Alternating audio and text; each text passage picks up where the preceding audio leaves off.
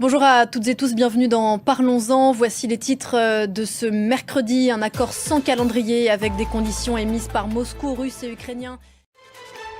Avant de développer ces titres, tout de suite la situation au Soudan qui évolue vite dans la capitale Khartoum.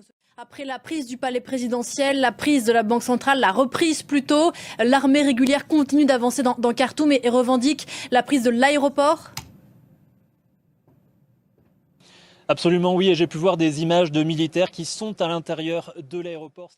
Bastien Renouille, depuis Nairobi au Kenya. Merci beaucoup Bastien à propos de cette avancée majeure de l'armée régulière soudanaise à Khartoum. On y reviendra. C'est un accord de trêve très partiel et encore soumis à conditions. Loin de l'accord de trêve total présenté par Washington et pourtant soutenu par Kiev.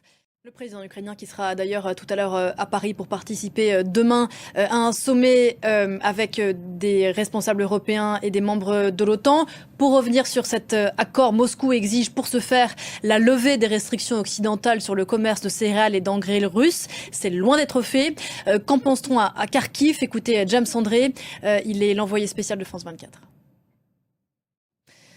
7e journée consécutive de manifestations en Turquie, peut-être une 8e et sans doute aujourd'hui. Manifestation en soutien au maire emprisonné de la ville, Ekrem İmamoğlu.